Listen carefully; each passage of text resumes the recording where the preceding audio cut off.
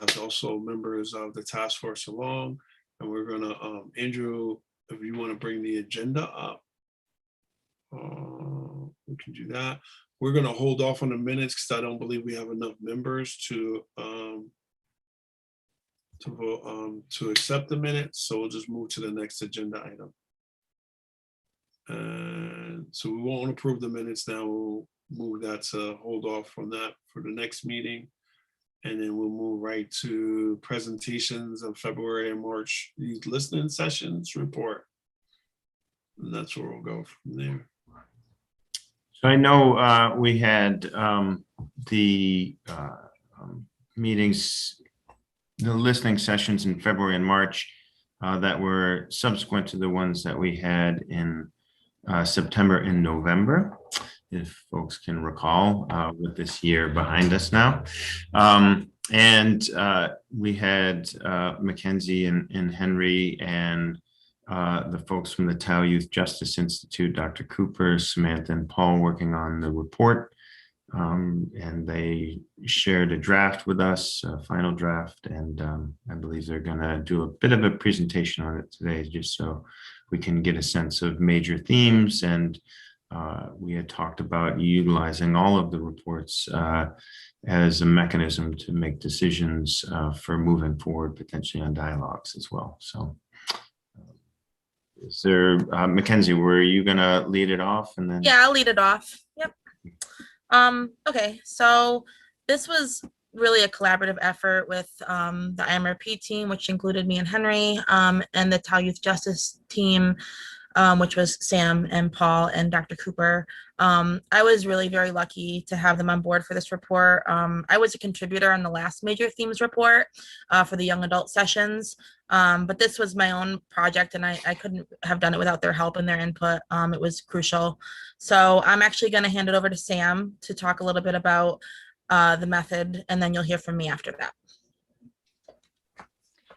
All right, good afternoon, everyone. My name is Samantha. For those of you who do not know me, I'm a doctoral research fellow at the Tau Youth Justice Institute at the University of New Haven. Please don't let Mackenzie fool you. She is being completely modest. She did an excellent job with this write-up of this report and really guided us through the coding process. So as most of you are aware, throughout the listening sessions in September with the general public and in November with our college students, participants very clearly indicated the importance of the youth and young adult voice leading up to our February sessions with various co-sponsors throughout the community. So once all of those sessions were complete and transcriptions of each session were finished, myself, Mackenzie, and Henry engaged in an open coding process. So essentially each of us would read the transcript and separate relevant pieces of the testimony into individual codes, depending on what it seemed that the person was talking about at that time. And this is very similar to the process that was used by Everyday Democracy in the first sets of reports. So for example, if someone describes an encounter that they had with police, positive or negative, I might generally code that as police interaction. If someone discussed community advisory boards, I might generally code that as accountability. And so all three of us did that separately to gather initial codes, and then we met up to discuss to ensure that similarities were found throughout the reports among coders. Mackenzie then compiled all of our notes and our codes on those transcripts to create broader themes based on those similarities that we found. And so she'll discuss some of those broader findings, and you can read those throughout the actual themes report. But in general, it was a very simple kind of coding process that we went through, and Mackenzie really guided us through that process. Thanks, Sam. Okay, so once assessed, the data kind of led us to three organized sections. Those sections were identified as issues on youth interaction with police officers, issues on SROs and SRO interaction with youth, and issues on race and disability regarding youth and police officers. The report thoroughly examines all three of these themes and gives cited examples from the sessions on these issues, including key phrasing important in the citations. And then we get to the recommendations. We organized recommendations by session. Some of these recommendations included the topics of diversity in hiring, community policing, training, disability services, and various issues regarding police interaction. These are recommendations that we've already received from the previous sessions. And while they are of equal importance to this work and the continued process of this work, we as a team found that the key finding of this major themes report was issues on SRO and SRO interaction with youth. We believe that this was the meat of what came from these sessions, because from previous sessions, this wasn't a major theme. And the youth voice provided a crucial understanding of these issues, as they are the ones directly affected. Overall, SROs were discussed in depth in 3 out of the 4 sessions. Opinions ranged pretty split between in favor or against, which is interesting. And as you can see in the section of the report that details this finding, there are some direct quotes from the sessions and more information surrounding that topic. So once I finished with the report, I reviewed the transcripts one more time, and I found a need for an attached appendix. And I just want to quickly explain that process. In the first youth listening session hosted by the NAACP Youth and College Division, the testimony by these young people was very inspired, very dedicated, and very well researched. They came to the table with important notes, they did their homework, and they had their own individual thoughts on specific amendments to Bill number 6004. I wanted to include these remarks despite them not having a place in the physical report. The appendix includes about 5 different examples of amendments to different sections of the bill and how the youth believe that those sections should be addressed and relooked at. So I'm going to hand the mic over to Dr. Cooper to explain some of the ways in which this report we believe succeeds and how to continue that. So thank you. In general, I would just like to first start by thanking this task force, the charge and the opportunity to the citizens of the state of Connecticut to give voice to such an important topic. I feel like is not only valuable, but rare and needed. And so the further depth that you all took in acknowledging when you listened in September, who's not here, who's not included, whose voices and experiences might we not know more about. When we think about where we are as a state, as a nation, as a globe, right, and in our citizenship, we are as adults, responsible for stewarding young people. And sometimes what that looks like is saying they don't have anything to say. They don't know what they would say. We don't need to listen to them. And because you provided such a clear and open door and a collaborative call with our community partners that brought not only general voices, not only young adult voices, but genuine minors who really, as was pointed out, researched and thoroughly thought through how they could contribute to this conversation. I hope that that further substantiates your work and shows not only this committee the value of youth voice, but other committees who are doing the work, that if they pause and collaborate, the opportunity to get not just parents' perspectives of kids, not just those of us who are community-based and advocating for kids. It's good that we had that, but we actually had kids themselves. And this report creates one of many records that kids stood up. They had very thoughtful remarks, and they offered a lot that we'd be missing out on if we really, under you all's leadership, Chair McGraw, and under your leadership, Andrew, just really making sure that we didn't just stop with the achievements in September. And so I will conclude our remarks about this report with just a statement that hopefully the report makes you hungry to go back and watch the videos, which are also available and posted. There are many one-off instances where youth are having voice, where we have a church event or we have a community organization event. Those things are not on record with the state of Connecticut, and this work is. And so hopefully that continues to be a part of the movement and discussion of what do young people think when people feel like they can't access young people immediately. Hopefully they come to this work as just another reference of what young people were thinking at this time. Thank you, Chair. Thank you, everyone. Thank you for the kind words, Dr. Cooper, but thank you for Mackenzie and Sam and Paul and everyone that worked on this under your leadership as well. This was a great project. You know, this was good. This was good stuff. Really appreciate it. I mean, I think when we started out, we really didn't know what we were gonna get, and then it just blew up into something. But then we got the kids, the youth voice that came and really brought some value to the conversation. That stuff has even started to shift. Of conversations outside of the task force have been due to some of the things that the youth were saying. You know, I don't want to say quote and show my age, but how they say out of the mouths of babes, right? But you know, we do see that. We see, like, you know, they're watching, and you know, just some of the stuff that was said was, you know, inspiring to me, because that's the future, right? That's you know, that they're thinking that far ahead. You know, I use chess analogies always, and I'm thinking 10 moves ahead, right? So I really appreciate all the work that everybody put into this, but more so you guys created a space that was safe enough for them to come and be able to give their authentic selves. So, you know, much kudos to you and your team. And like I said, I'm sending some other people your way just based off of I'm sending more and more people. You know, I wish that I could talk to, and if I'm talking to kids in my house, I'm saying, yo, you need to go over to the University of New Haven, because they got something real special going on over there. With that, Andrew, or I'll pass it to anyone else that would like to make comments. Thank you, though. Thank you so much. Yeah, for me, I just wanted to, you know, when we talk about this, I recall like the NAACP youth and the fire that they brought that day, and then the folks from UConn and all of the youth that really, you know, it takes a lot to put yourself in the public sphere, especially when it's being run by adults, and really appreciate their efforts.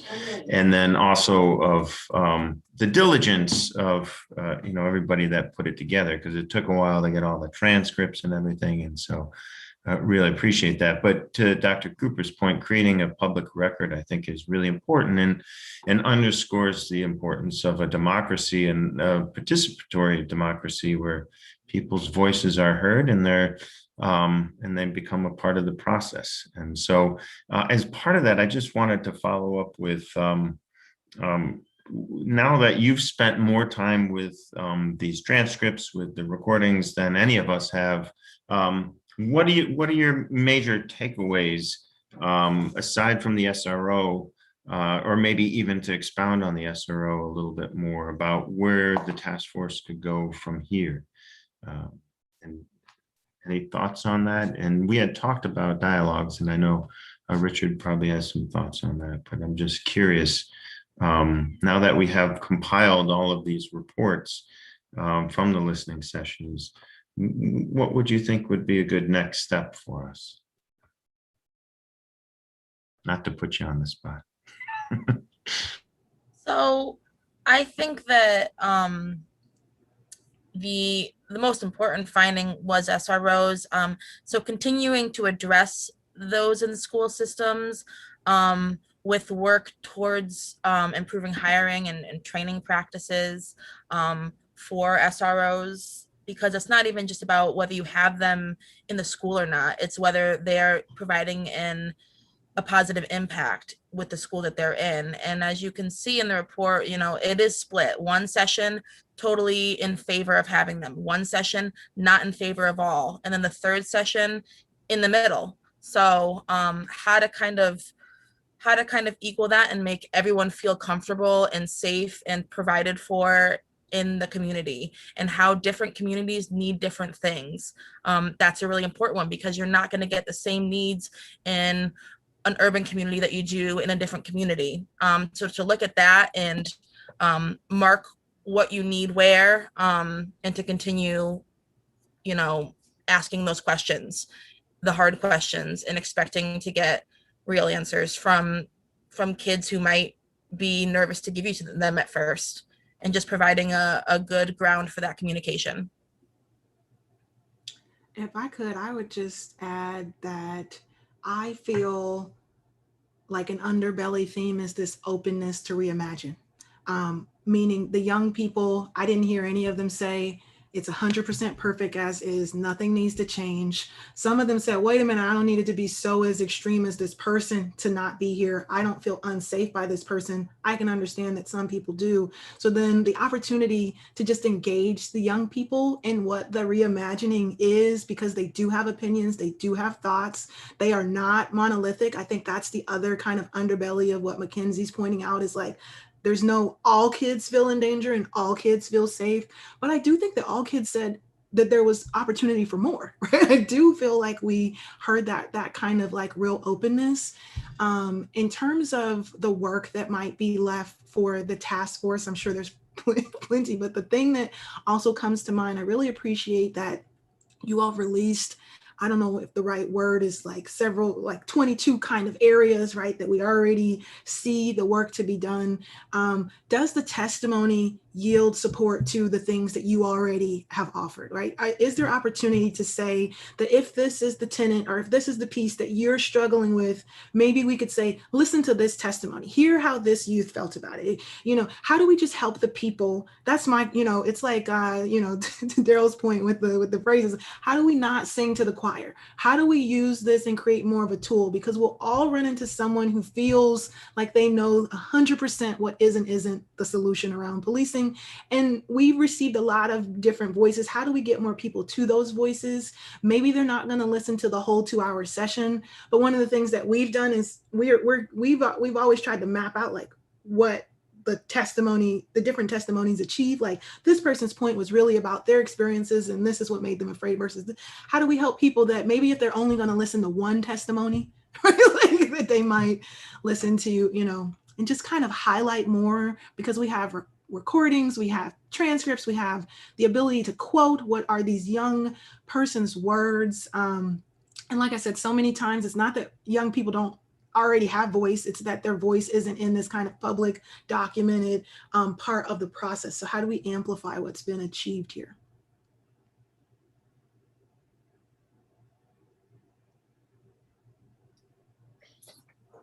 Well, that's, you know, it made me think of something else, and I appreciate that question, Andrew.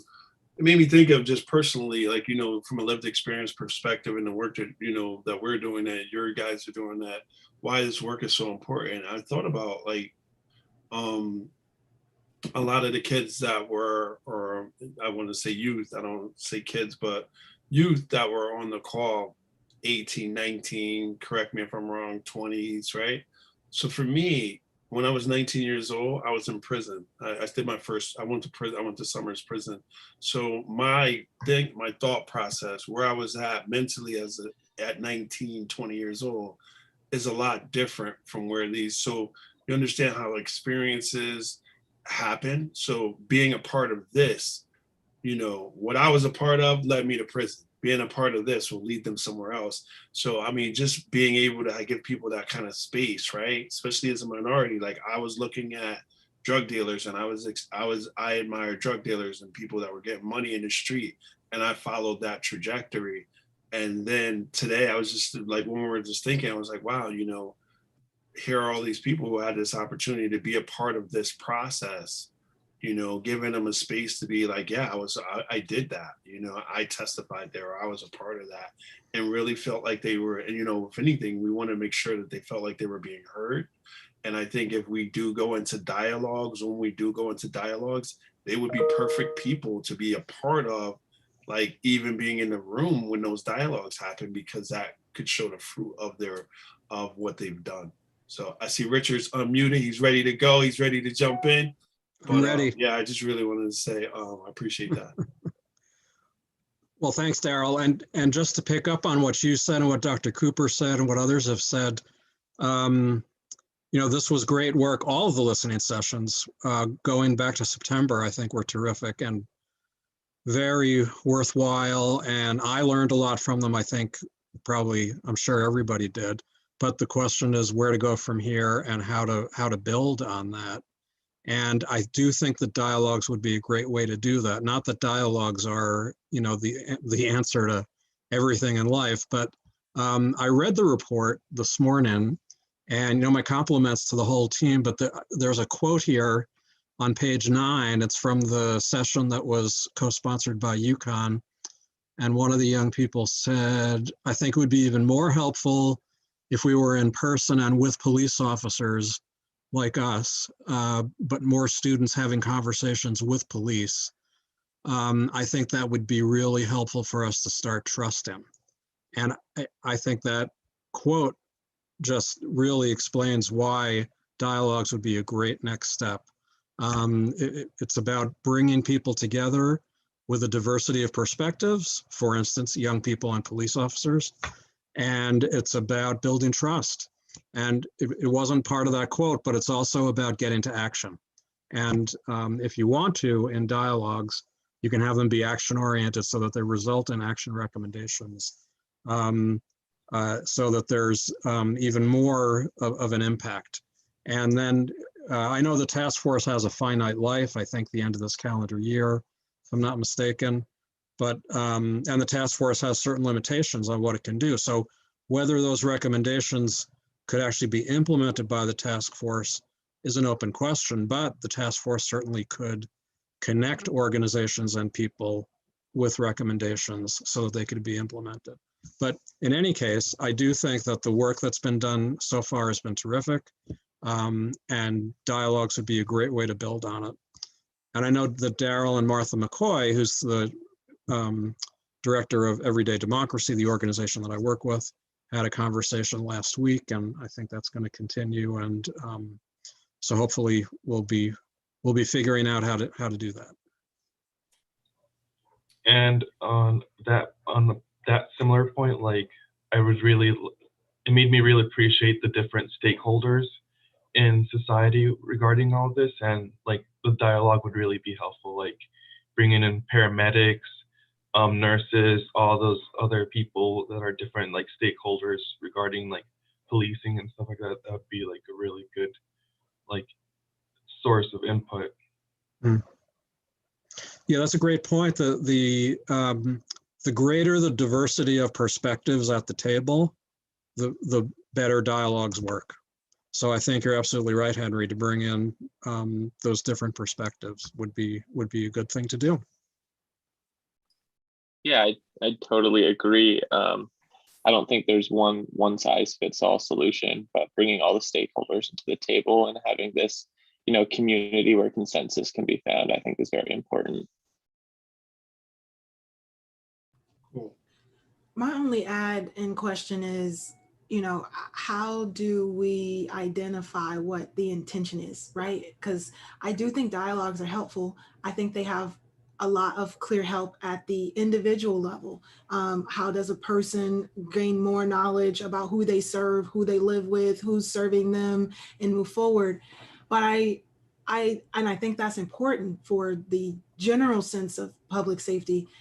I'm not sure how that informs the narrative of what do we do right now to reform accountability and transparency. And so then I'm not saying that I don't think that can be achieved. I'm just saying I wanted to separate those intentions. I think there's a lot that gets achieved when an individual in a community gets to connect with other individuals who live and work in that community. I would want us to make sure to push to, because it's a macro or a meso kind of, it's a policy conversation. How do we best inform the policies? Or how do we, best inform the practices? Because not everything is like a legislation or anything. How do we just, get there? And who should we be talking to? I don't know if that's always clear, or how we achieve that.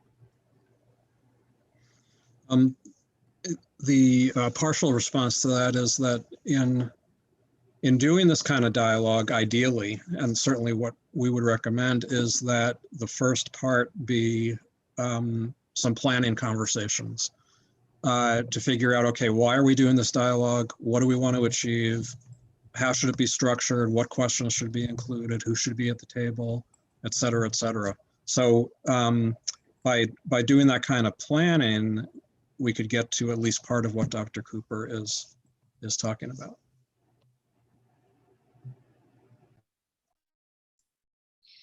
Thank you, Richard. I see Chief Mello. Welcome, Chief Mello.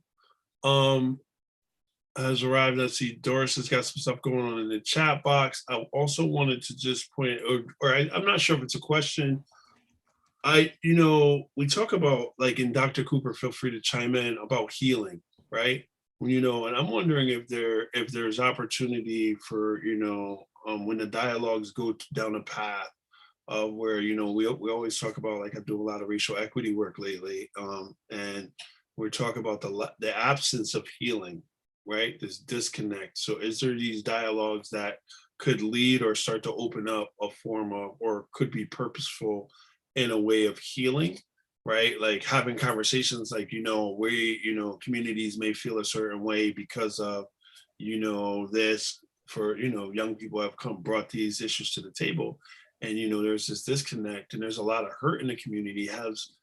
I'm just asking, has everyday democracy ever done any form of dialogues where healing was the focus, bringing communities together more so than just, we already know what the issues are. We know that, we already know what they are. We had these conversations, but is there a way that the dialogues could be structured where people could actually feel like there's a healing process has began or taken place?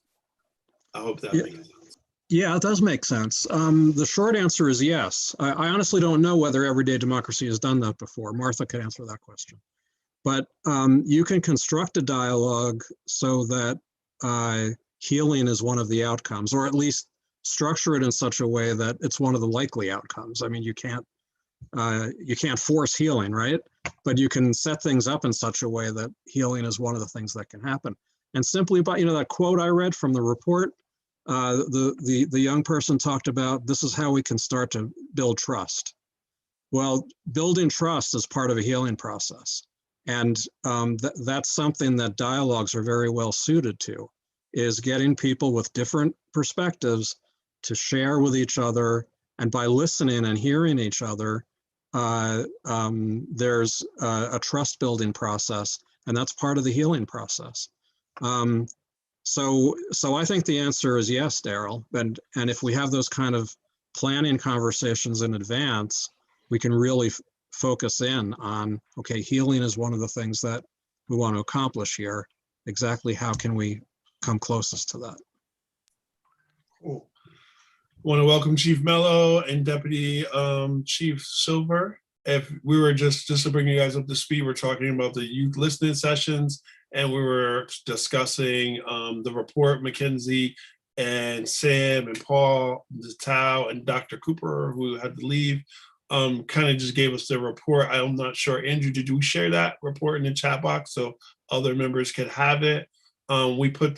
We did not vote for the minutes. We put those off till our next meeting to approve the minutes. And we're just bringing everybody up to speed, kind of discussing the report, as well as, what are our next steps? Is dialogues, community dialogues next? And if so, what's the focus? What's our focus? So the floor is open if either one of you want to comment on, about the report or the dialogues or anything. If you just want to say hi, feel free to do so. Go first, if you had something. Okay. Hello. I'm sorry I'm late. I had something going on here in the office, but happy to be here. And I'm actually just going through this report now. I apologize that. So I don't have any comments on it, but when I finish it, if I do, or if you have any questions of me, please feel free to ask. Thank you. Thank you. Good afternoon. I was about to say good morning. That's how my day is going. Yeah, sorry I'm late. I'm just bouncing from meeting to meeting. I primarily looked at the report quickly, and I attended most of the listening sessions, so I was kind of familiar with the content, and I agree with the findings. I'll hopefully give it a more thorough look soon, but I'm just trying to catch up.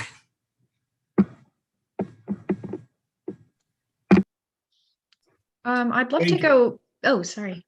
I was just saying thank you. Go ahead, Sam, you got the floor. I was going to say that I would just love to go back to your point. Dr. Cooper had to go to her 1:30, but I'm sure she would very much want us to talk about restorative practices and, using that in a dialogue.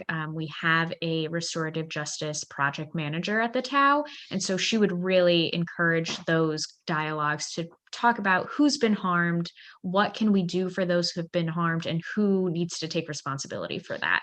And so I think that's an excellent point, and definitely something that I'm sure the TAO would love to be part of, but also just something to really keep in mind as we move forward. And I think that would be really valuable, particularly for the youth, because something I also sensed in the sessions was it's great to be here and be invited and be able to speak, but how do I know that I'm really being heard? And how do I know that what I'm saying is going to contribute to anything later on? So I think that'd be really powerful. Cool. Mr. Chair, if I would make a recommendation, is one thing that we could look to do is we put a pause in the youth subgroup or the working group for a while we had the sessions, and then we're waiting on this report. We could quickly, I think, convene the members there and maybe have that conversation about how to move forward and make some recommendations in the next meeting, if that makes sense. No, definitely. Okay, what we could do is just send out, well, we could send out an email to everybody, but and invite them, and I'll talk with the folks at TAO Youth Justice and others who participated to see about availability. Generally, we did it on Fridays at around 1:30. So. Right, and we definitely, I had a great conversation with Martha from Everyday Democracy. And I told her that we were basically, at this point, really just trying to figure out what the dialogues were going to be about, similar to some of the conversation that actually happened today. And I think that, you know, they're ready if that's the direction that we're going in. I think that, you know, so we can all talk about that, and we can talk more about that offline of what those conversations, if this is the direction that we're going to go in next. But I agree, Andrew. If you want to, just to other members, I do have to jump off at 2 o'clock. And I know Dr. Ann has a presentation that she is also doing. So want to make sure she has the opportunity to do that as well.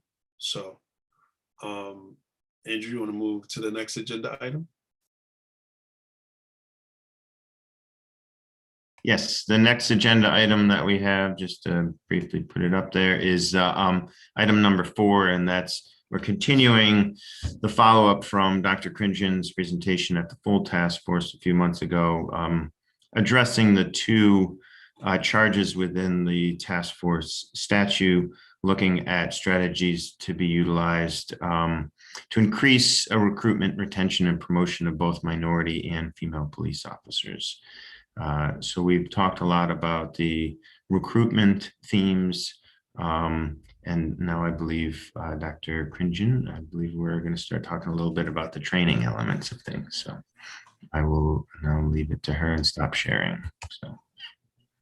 Great, sounds good. Let me go ahead and try and share my screen. Oh, Andrew, do you mind? Yep, I will.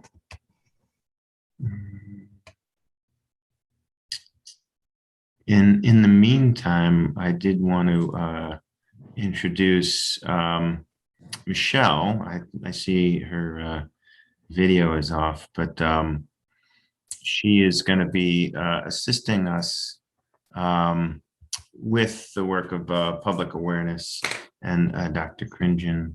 She's an intern from Arizona State University who just reached out to us and was in the IMRP, is really interested in this work. Kind of an awakening happened, I guess, if I'd say it correctly, and she was just really interested. So we're excited to have Michelle on board too. Hi, guys.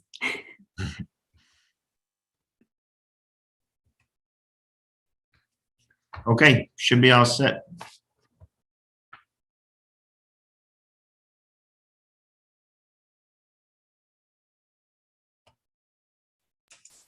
Okay, all right, sounds good. I have 3 screens, which is a terrible, terrible idea. So I apologize in advance. Hi, good to see everyone again. I'm Ann Kringan. I'm currently here at Austin Police Department as we're revamping our training. And so some of the things that I'm covering are related to training. And I wanted to, talk about this in terms of retention, but it's also the recruiting piece, right?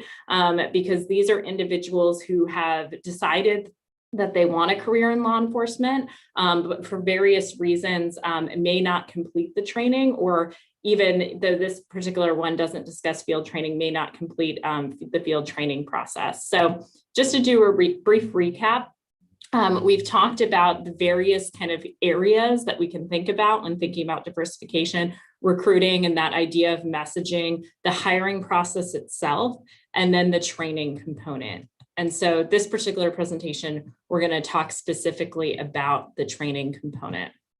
And so one of the things is that when thinking about the hiring processes, and this also goes back to the issues related to data collection, is that when we have had studies on training, we see that non-white applicants or non-white cadets, right, and women are more likely to be failing out of the process, right, or separating from the process, and that distinction may or may not be captured actually in the data, right? And so I just give really basic definitions of failing, meaning you're disproportionately failing maybe a part of the training, the academy training, or you're separating, right? You're saying, oh, sometimes it'll be self-selection. However, those two things can often be conflated because someone can be failing and then choose to separate, right? And then often we don't collect data on that or make it sort of publicly available so that people can see, okay, well, we started with a really diverse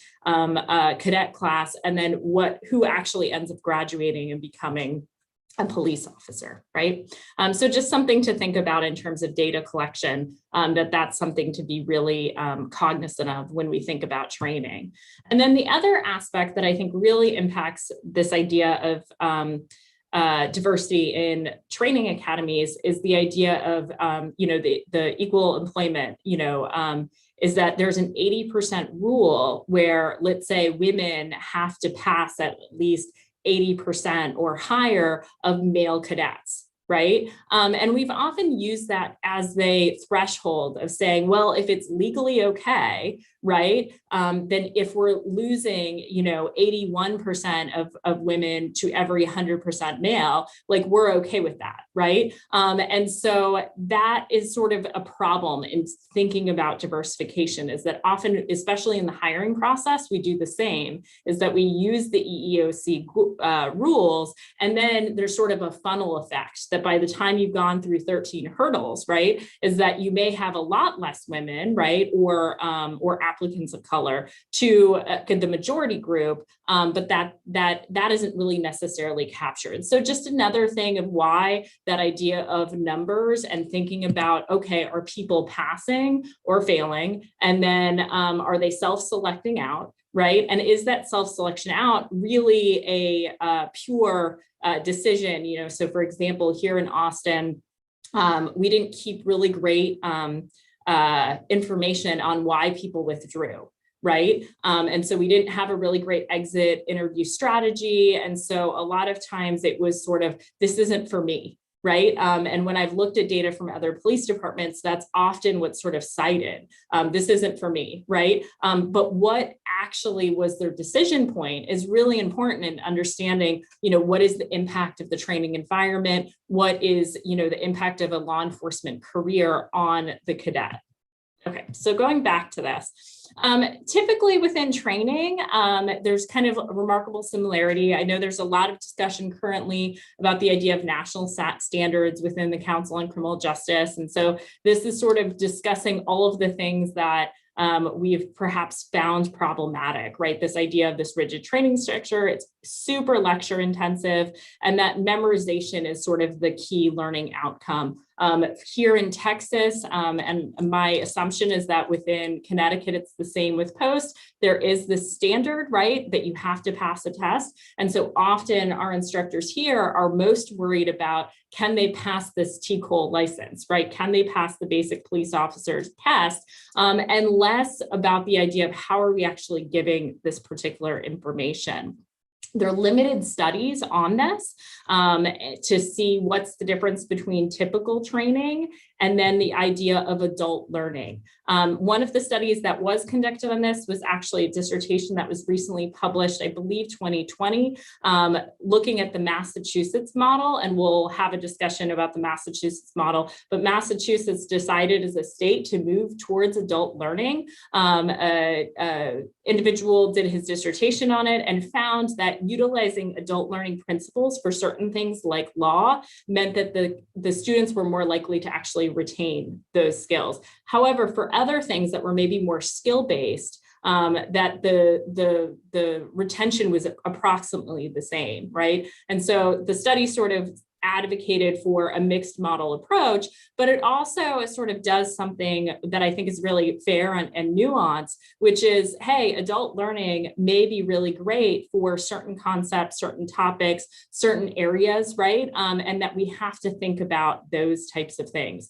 And so some of the adult learning theory, makes sense for most of us who are in this education realm, making sure you're thinking about previous experiences. I think this is also extremely important when we think about diversification. When I've done interviews with individuals who are going through academy settings, especially women of color, they're like, hey, we get to, let's say, racial profiling, or we get to some area where I think this makes sense. I have a brother who constantly gets stopped by the police. And the message that's sent in the classroom is often, we don't do racial profiling, right? It's a bad practice, don't do it, but it doesn't actually confront sort of the lived experiences of many of the individuals who are, or maybe not many, but of some of the individuals who are within the classroom, and that having that sort of understanding of who your learner is means that you're not going to just necessarily lecture and have your side note, but also that you have to think about who's in front of you and how they will learn the material. Okay. So that being said, there's sort of the barriers to change. And I say that, partially being in my position, but also talking to so many agencies who are trying to do the same thing, is that, there is sort of this idea of, if we move towards adult learning, that we're not going to deal with sort of the stress aspect of the academy. And so we're working on that balance here as well, is that, you can have adult learning principles, but also still acknowledge that this is dangerous, right? And so that you have to be skill oriented, as well as making sure people are prepared and utilizing those principles to give the curriculum in a way that they'll be able to retain. So I just sort of cover 3 models that have incorporated adult learning into their curriculum. And these are just jurisdictions to consider. Baltimore, Oregon, and Massachusetts. Like I said, in terms of actual evaluation, Massachusetts Oregon has some evaluation component to it, which has looked at which has determined sort of positive effects of moving towards their adult learning curriculum. Mass, it's also a very limited sample. I want to say the sample size was maybe 90 some individuals, right? And so we do need more rigorous evaluations of these particular jurisdictions, but I wanted to highlight some of the changes that they've done or things that they've incorporated.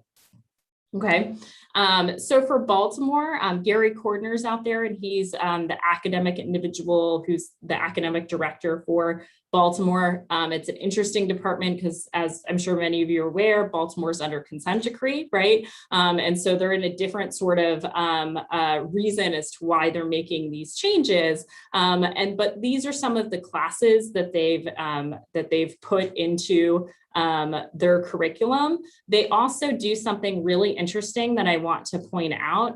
One is they use scripts and training.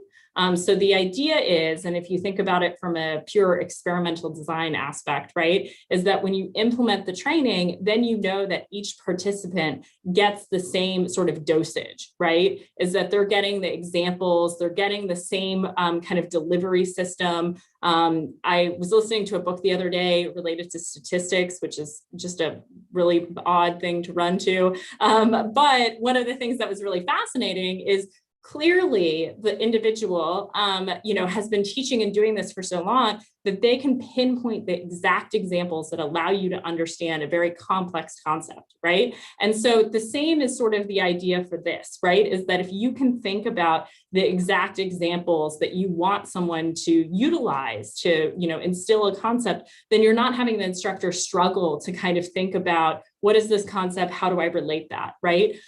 So I think that's a really interesting aspect. The other thing that I didn't put on here, but talks about this idea of transparency or hits at this idea of transparency with community, is they'll post their curriculum for public commentary. Right. And so then the community can, look at, like, for example, they did a 2-day class in community policing, and then the community can actually, look at what the curriculum is, see what police officers are being taught, and then make some sort of commentary, right, to the PD on something they want to see or whatnot. But, what they've sort of largely found is because they've engaged community in actually making that particular class, that it is mostly sort of positive feedback, but it is a really kind of important part of saying we're not hiding anything from you. These types of things are something that we want community to be aware that, your officers will know by being out on the street. The next model is the Oregon model. And so Oregon, obviously, it's the difference in jurisdiction is city of Baltimore versus state, but they redid their entire curriculum.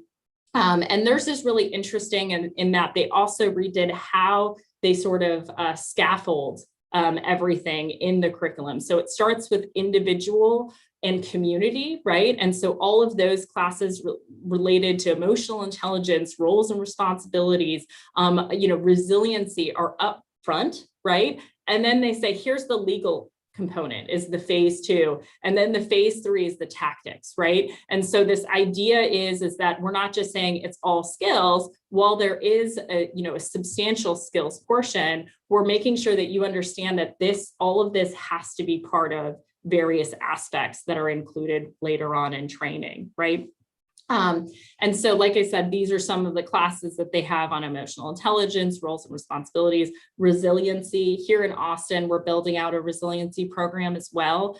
Just basically, and it's been interesting to sort of get the instructors' feedback because they know, we know that there is issues related to stress on the job. And yet there is sometimes with some of them, they're like, well, you just figure it out, right? And when I point out, hey, but how many people do we see that maybe pass right after retirement? Clearly, we may not be doing this very well. They're like, okay, fair enough, right? And so, what we want is for officers to live a long life with being able to deal with the stress of, you went to a call for service, you're now going to go to another call for service. What do you do and what do you think about to actually manage this, right?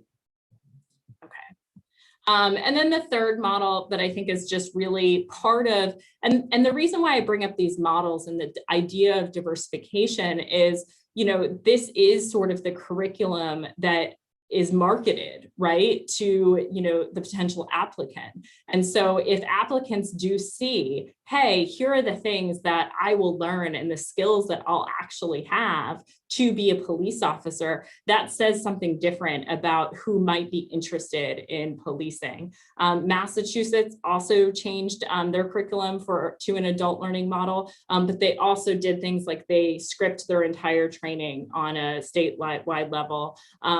They have sort of various types of things related to their training that are a little bit different from the more standard curriculum.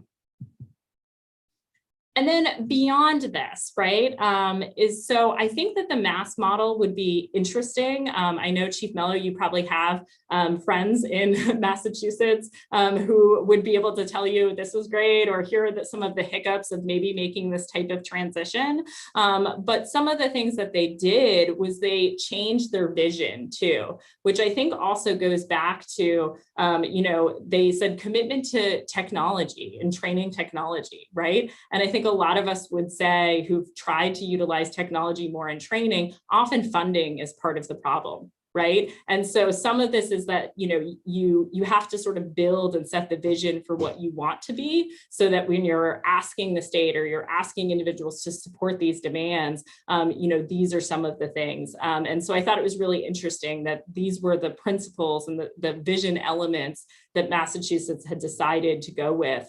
And that they also said, we're going to standardize the annual in-service training to say, these are the courses, right, that we're having all officers take on a yearly basis.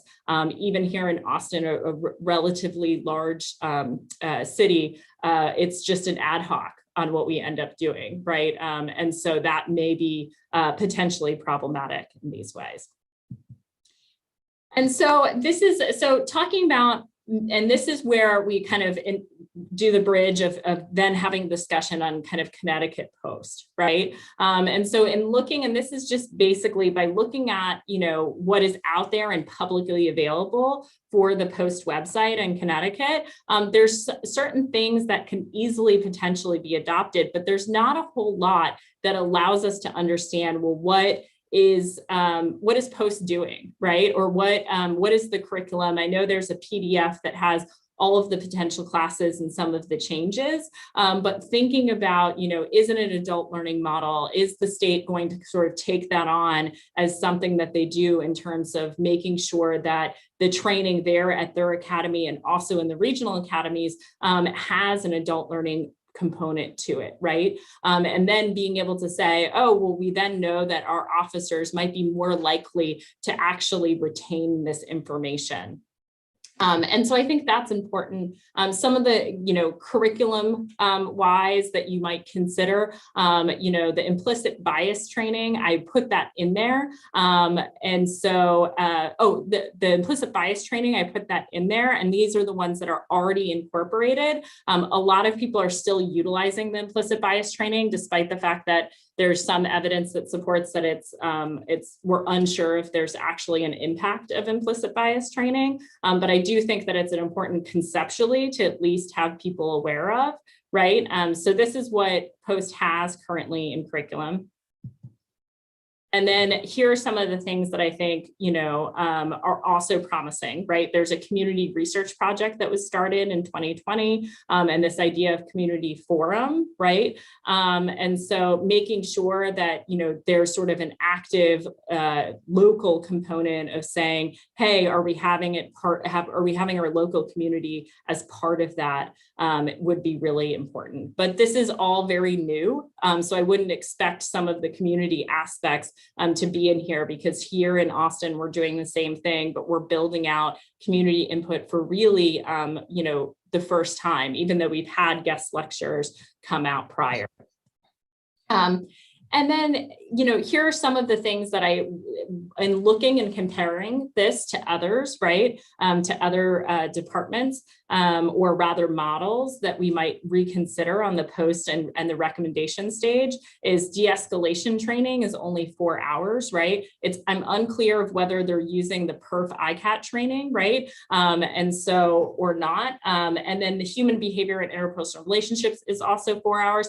I say this also being very mindful that when people ask me here at the Academy, hey, don't you want to just add more hours? Is that I say, that's really great, but what are we doing in those hours, right? So the first 2 points, I also want to acknowledge that adding more hours for hours' sake is not a good model, right? However, could we expand on this so that the de-escalation training includes, kind of skills-based, right? And I think that's fair. And then the other thing is, cultural awareness, diversity, fair and impartial policing, procedural justice are sort of lumped into a 3-day seminar, right? And so that can potentially be problematic, the idea of siloing it away, right? And so is it testable material? Is it something that is sort of the othering, right? We're dealing with that here in Austin and trying to be really mindful about how do we incorporate the materials so that cadets don't get the message of, hey,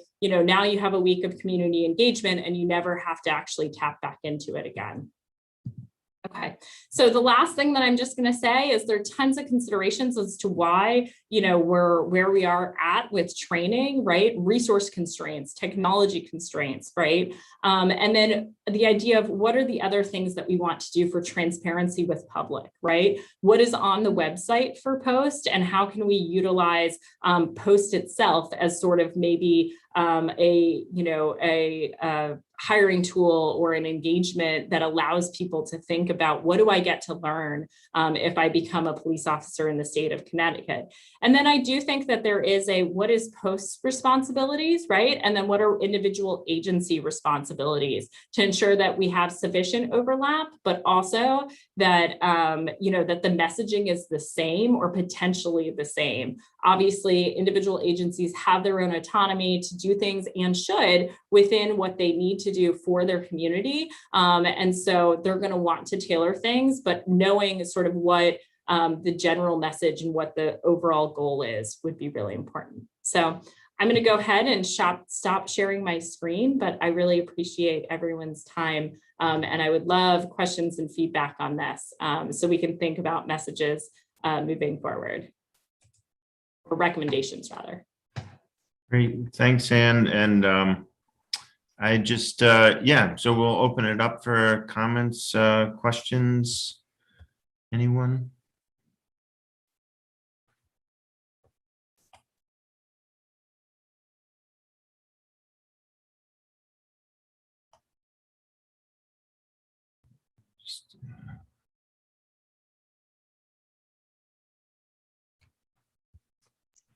Actually, Andrew, if I could, Sure. and I know, Ann, we've talked about speaking and it hasn't worked out, but we really shouldn't. I'm really interested in talking to you more about recruitment and selection, and we've done some creative things this year, and we're going to see how that works out. And but to the topics you're talking about now, and I think when you look at the POST website, it really lacks information. That's controlled by DESP.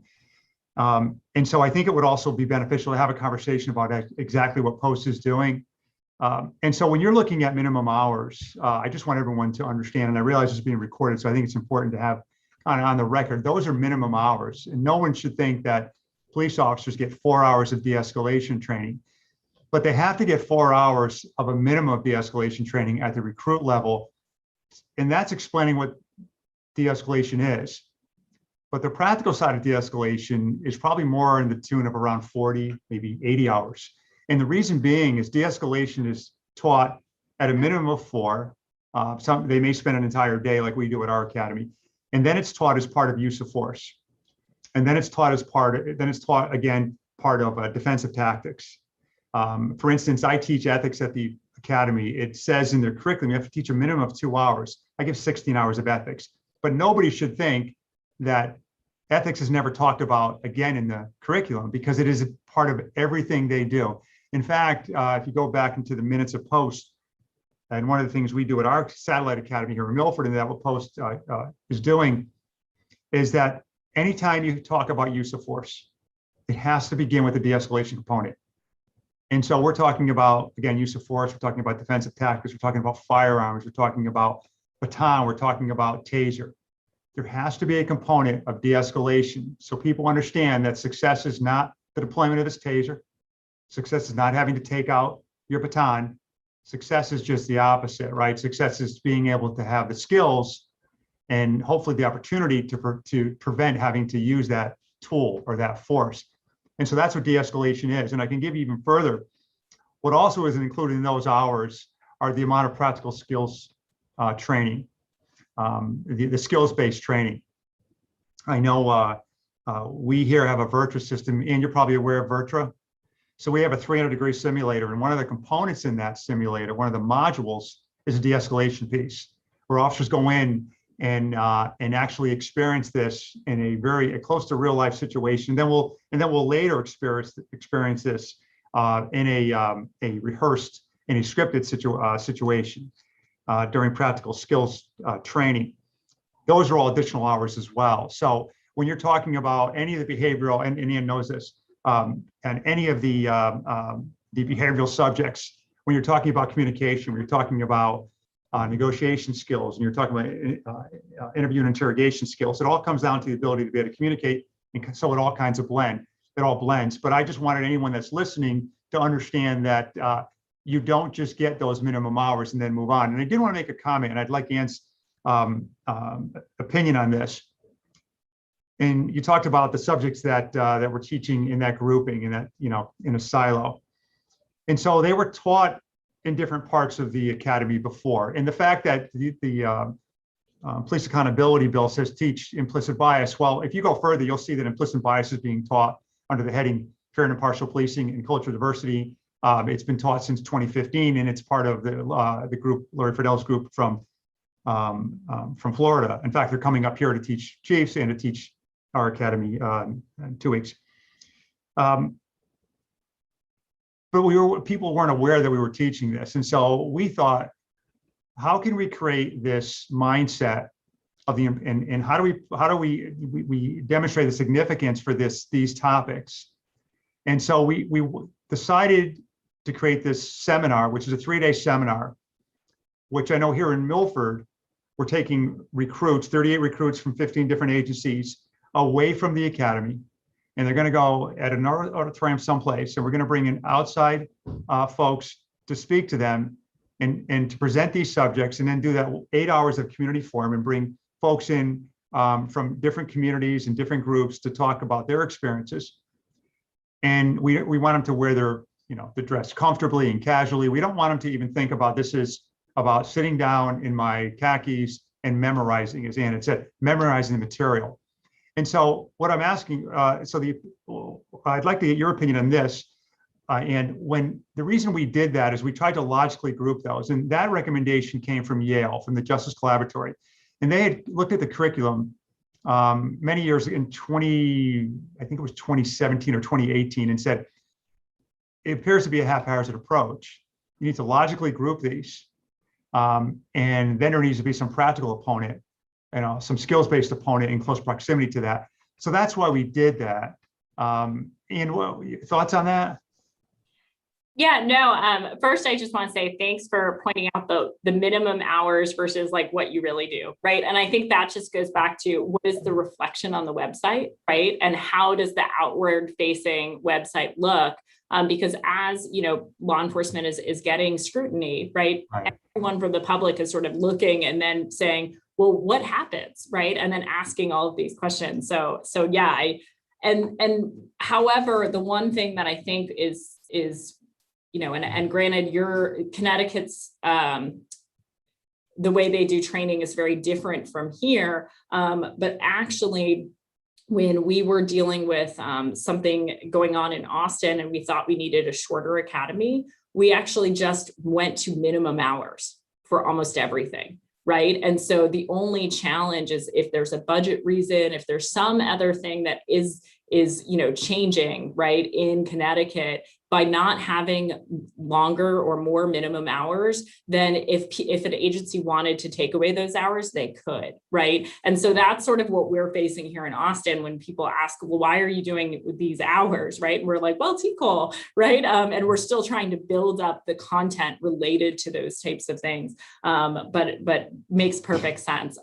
However, then your sort of second point is that idea of the justice, symposium or the seminar that is off-site.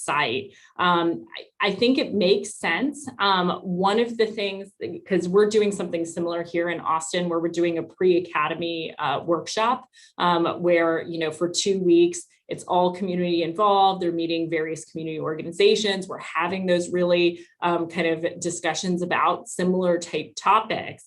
And then the only thing is just making sure that it doesn't stay within those 3 days, right? Because I think it is also hard to get community involved if you don't figure out, is there transportation to another place? Do you actually have people to be more comfortable?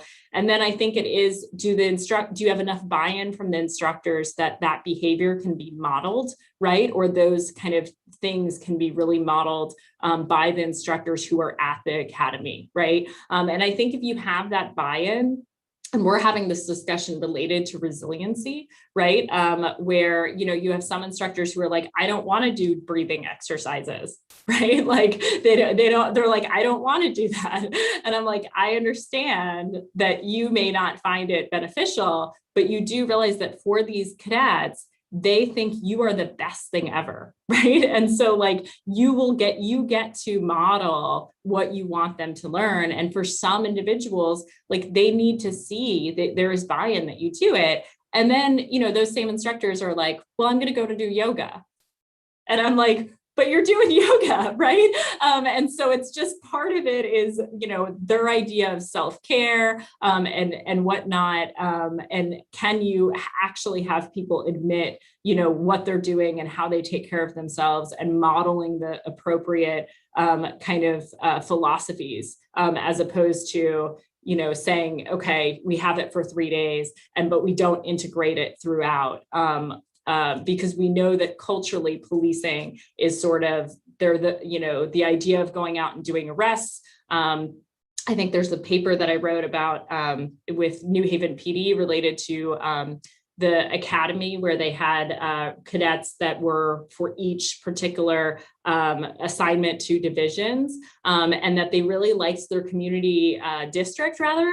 But then afterwards, when I asked the question, hey, where do you want to go after you get cut loose? All of them said, I want to go where there's the most action, right? Like, even though they had that community connection. And so how do we actually start to instill that?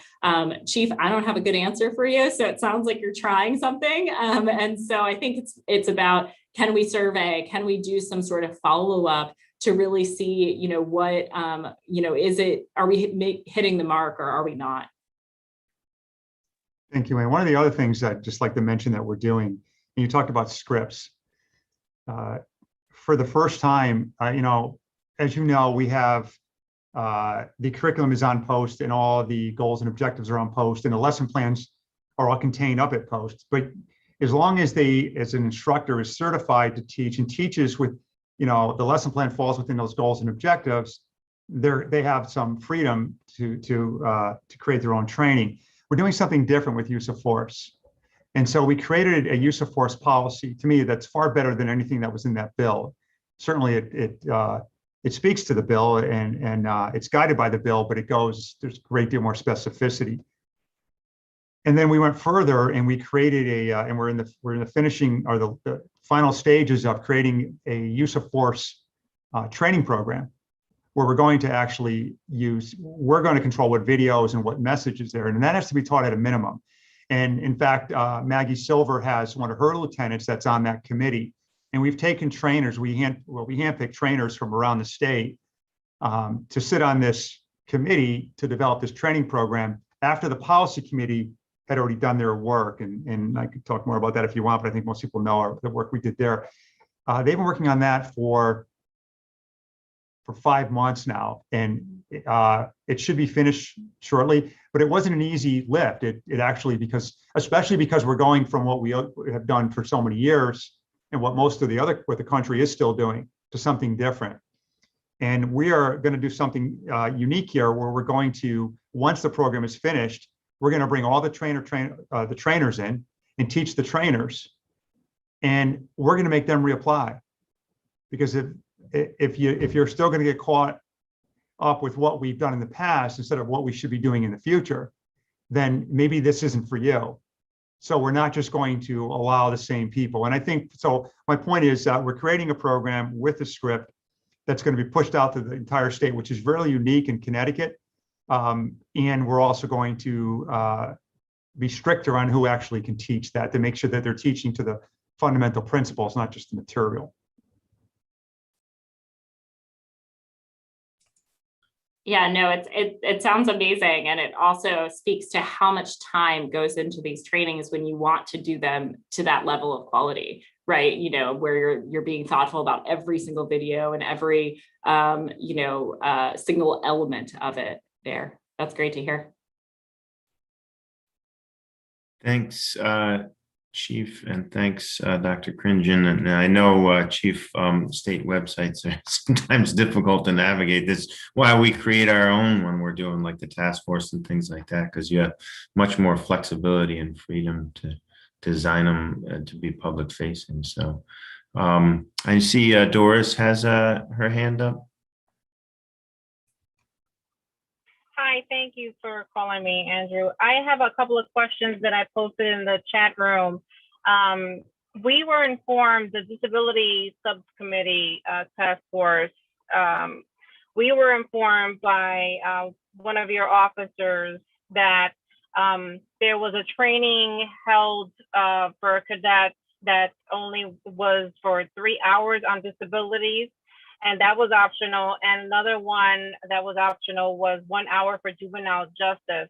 So I'm wondering if that falls into the same criteria where there are other opportunities of training involved once they become actual officers and graduate from the cadet program, if that's optional. And also, it's important to know how diverse and experienced are the trainers that you're all speaking of, because if we don't see our people up there training and sharing their experiences, it doesn't hold the same amount of weight. And we all know that and are familiar with that. So I'm wondering how diverse and experienced are these trainers that are out there doing their best to promote, and not just a typical, professor and teaching the good lesson without the experience behind it and marginalization experience. Thank you. So Doris, I'm not familiar with Connecticut for the post instructors on whether demographics are captured or analyzed. I know here in Austin, we've had that same exact conversation where we've diversified our academy training staff because some of the interviews that we've done and that individuals have put in surveys have said exactly what you've said, right? How do I take a class on XYZ topic if it's not, if there isn't a single Black instructor, right? And so yeah, I absolutely understand that point. So I can just speak to Connecticut. However, the academy staff would have to provide greater detail because I'm sure they must capture that. But to your first point, I'm not sure. When you said my officers, you're talking about my officers in Milford. I assume you're talking about police officers in Connecticut, Doris. Yes, in Connecticut. Okay, so nothing's optional in the academy. They don't have an option. So I'm not sure what that officer is talking about. They have to take the training that's set forth in the curriculum that's been decided and approved by post. Now, that officer may be talking about something that was offered within his or her own agency. If it's not required by that agency, post sets certain requirements for in-service training that you have to fulfill. I think there's about a 60 triennial requirement, but I know for Milford, we spend about 200 hours on average per year in-service training, and many agencies are probably pretty close to that. So I can't speak to what that, unless I knew that agency and what they were offering and why. In terms of diversity and experience for the trainers, well, you have to have a certain amount of experience to qualify to be that trainer and demonstrate a particular skill or training or education. But in terms of the demographics, I would just assume that you can look at the demographics of Connecticut and look at the demographics of our police departments. And that's probably pretty well reflected in the instructors, where you're going to find in suburban towns, they're going to be traditionally white. I'm sure many more males than females just because of the makeup. And that may be different in larger cities, but I can't be sure. What we do is for subjects like social justice, we hire and we bring in outside folks. I know for our academy alone, and this is very expensive, budgets are a real thing. And we're bringing some people from other states to teach fair and implicit bias and anti-racism training. And so we do that because I agree with you. It's not just the content, it's the quality of the content, and that instructor has to have credibility. And so it's not enough for someone to pick up a lesson plan and say, well, I'm a generalist and I can just teach all these subjects. I think that lived experience is so extremely vital. And we talk about that all the time. But specifically, if you're interested, the Post Academy would have that. But at the same time, understand that many of the instructors come from outside Connecticut. Thank you so much. So am I understanding correctly that the training, it depends on the districts, the towns, the regions that you're in, that so all the officers are trained differently? There's not one uniform, go-to training initially in Connecticut, let's say, in all the districts, all the towns, all the suburbs, all the urban areas. They don't have one base training, and then of course training to amplify their efforts and their ability and capacity with their own communities. So there is not just one a specific set of training. So there is for the recruit. So we're talking about two different types of training. Recruit training is when you apply to be a police officer. I know in here in Milford, we go 7 months. At the academy, I think in Post, they go 6. So there is a set curriculum for all recruits. They all have the same training. Many of us, like Milford Satellite, we go beyond that and we teach additional hours and additional subjects, but everyone has that same core curriculum. Look at it if you were going to work towards a degree in a particular discipline. You would have core subjects that you have to take. And the same thing applies to the police academy. When you finish all that training, what's at the end of the day for Milford required, it's about 1,800 hours of training. And so when you go back to your department, you've been hired as a police officer, you've completed your recruit training. Every 3 years, you have to have a certain number of a certain amount of required training. Some of it's set by legislation and some of it is set by the Post Council. So there are minimum training standards that you have to adhere to. And there are also minimum optional hours. Departments themselves can elect to do more. Many of them, most of them do, all of them should. So do you understand the difference in the training? And so when you teach a subject, there are criteria set even for these in-service topics that have to be taught. And if they're not taught and you didn't adhere to that, then you don't receive post credit, which you need every 3 years to continue with your certification. So consider whatever job you may or may not have, there's probably continuing education credits in certain subjects that you have to take to maintain your skills and your certificate.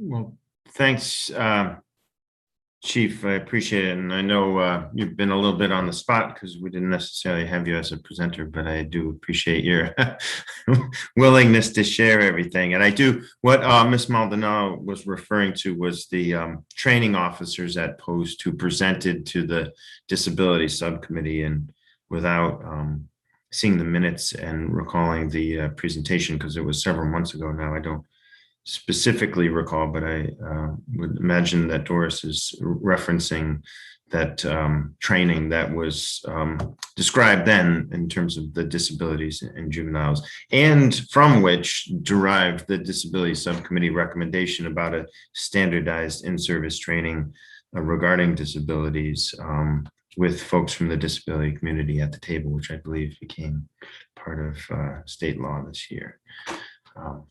But just add to that real quick, because I know it's sure. running out of time. So we have a curriculum committee as part of the Post Council, and we have just had a sub working group, or excuse me, a work group of that committee to work on improving training to deal with folks that have physical and intellectual disabilities. I know John Slifko, who's a member of our legislative committee here, is also a member of Post, also will sit on that. So over the summer, they're going to be looking at the requirements under the bill and looking to areas that we can improve our training in that area. Thank you. And did anybody else have any comments or questions? We are trying to wrap up by 2:30, and I know it was a rich presentation. Dr. Cringen, is that going to be available to members, the PowerPoint? So Sure, yeah, absolutely. I'll send it on to you after this call, and if you don't mind forwarding it now. okay. Great. So hearing nothing no more, I guess for me then it sounds like this is a continued conversation, and I know Chief Mello and Dr. Cringen, you had mentioned in the past about potentially getting together and talking about various things, but you know, one of the things that in talking with Anne that we had we started to think about is, you know, we have several months left, you know, approximately 6 before a report is due from the task force. And so we've had some really engaging presentations on these 2 particular topics of diversity within policing, both in a minority and females, and coming to a set of recommendations that the subcommittee and then the task force can potentially vote on if it comes to that would be something that we have to be mindful about. So I know we've talked to Dr. Cringen about that, if anybody has any suggestions on that, but I am anticipating in the coming meetings that these will be in the form more of potential recommendations. So just to put that out there. And we have an other business is the next agenda item. Did anybody have anything that they want to bring up that hasn't been addressed in today's meeting?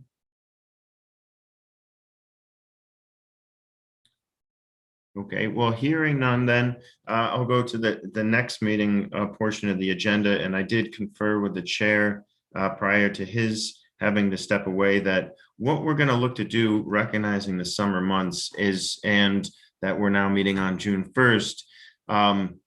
And we would normally meet at the beginning of the next month, but being around a holiday, what we're proposing is that there is 4 weeks until the end of June, so that we meet that last week in June, which would give us time in the youth group work group to come back with some recommendations on potential dialogues. We'll be able to reflect on the legislative session, which will be done by then, and then continue that trend and meet at the end of July and then the end of August. So that would be June 29th, July 27th, and August 31st. So that's the recommendation going forward, because that allows us, I mean, if we think about it, we may just have those 3 plus maybe 1 or 2 more meetings of this subcommittee before we conclude our work. So, and certainly I think by the end of June would be a good time to have something solid to talk about with potential dialogues. I don't think we want to let too much time go by there.